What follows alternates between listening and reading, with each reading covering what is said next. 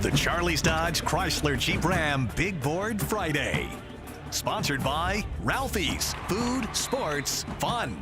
By Marcia's Homemade Buckeyes, from our kitchen to yours since 1984. And by PT Link Physical Therapy. Feel the difference and get relief now. Now, here's Jordan Strack.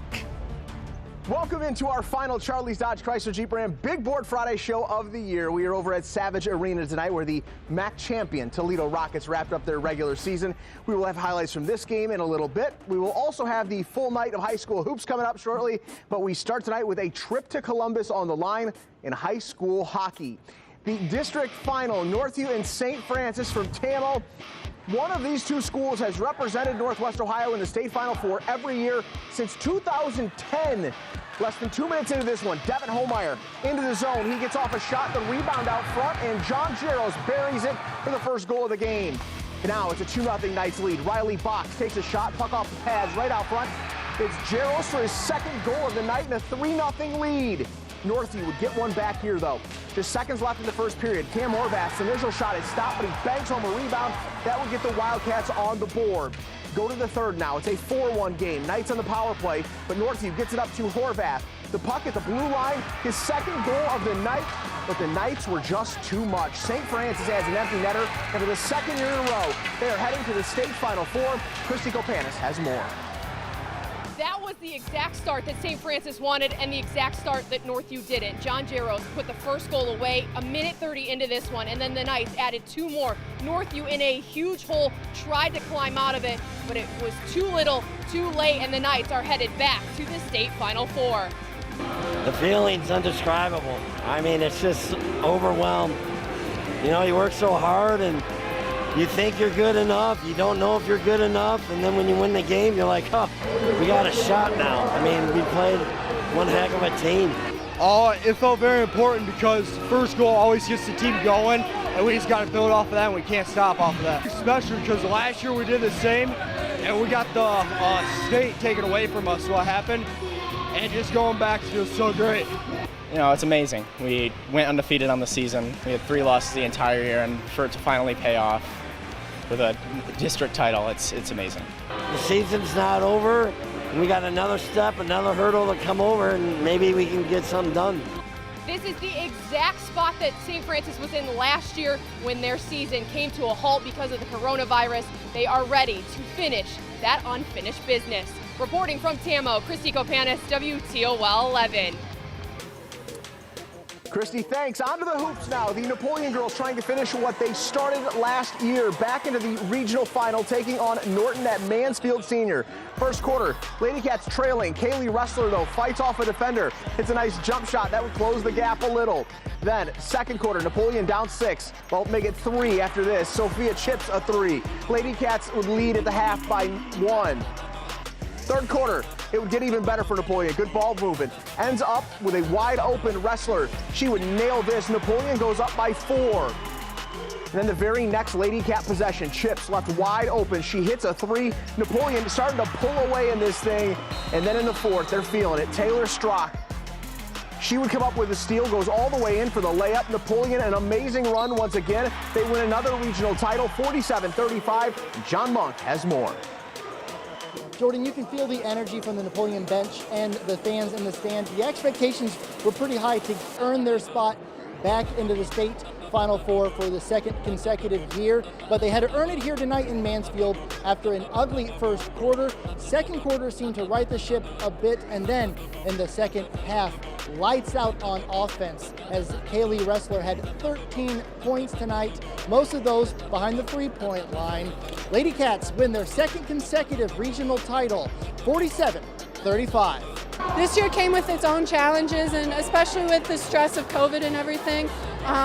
It felt like just every day everything was against us. So to just rise above that and move on, it's unreal right now. It's amazing. The experience is going to be great, and we actually get to play this year, so we're all really excited. They put so much work into this. There's been so much attention. The last 52 weeks have been such a roller coaster ride emotionally.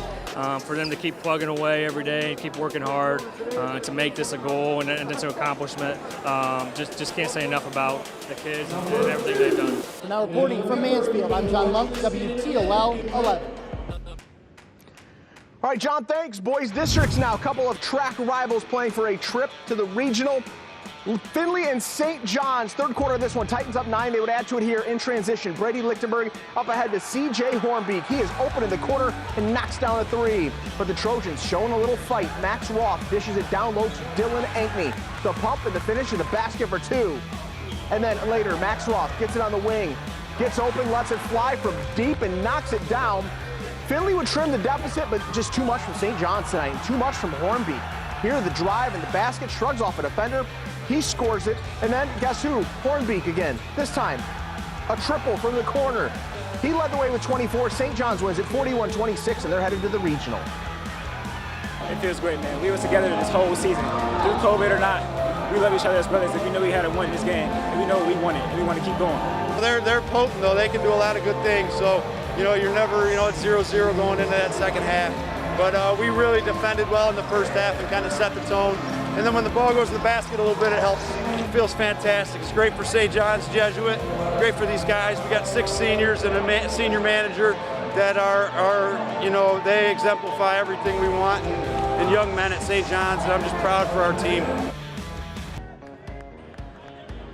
All right, up next, Division 4 District Final. Toledo Christian got here on a miraculous buzzer beater 3 from Trevor Wensink. Tonight taking on Antwerp, who is top 10 in Ohio. Time ticking away, third quarter. Antwerp's Luke Kraus on the run, hits a 3-ball, sinks it before the buzzer goes off. It's tied at 14 going to the 4th. Then, close game here.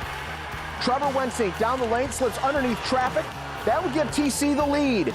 And then it's Wensink again, this time to the basket, puts up a floater. It would fall. The Eagles, Wensink would end up with 12 in the game, but it was tied with 5 seconds left.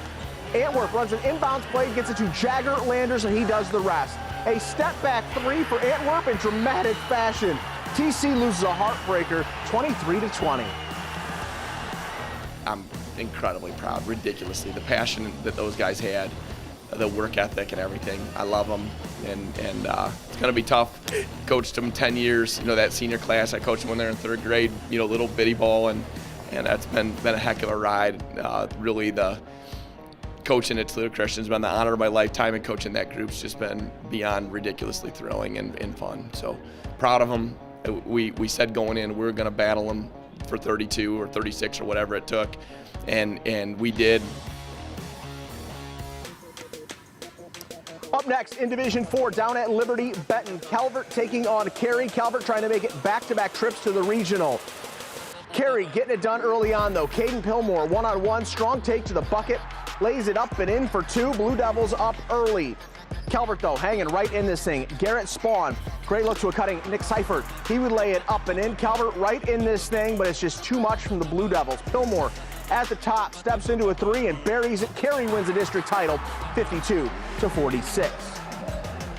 And the Girls City League Championship tonight, the Rogers Rams trying to win it for the 10th straight year. Taking on the Start Spartans, and it was the Rams that would strike quick right off the opening tip. Logan Love to Natalia Nelson, gets it to go inside for 2. And then the Spartans on the other end.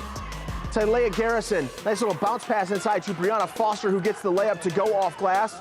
But Rogers would be too much. Love's first shot doesn't go, but she gets her own board and gets the second attempt to fall. Rogers wins the City League title for the 10th straight year, 51-23, the final. All right, it is time for our first break. When we come back, we are going to be giving you a behind-the-scenes look at how we do things on Friday night. It is a huge undertaking, and for the first time in 25 years, we took Big Board Friday on the road. We'll show you how after the break.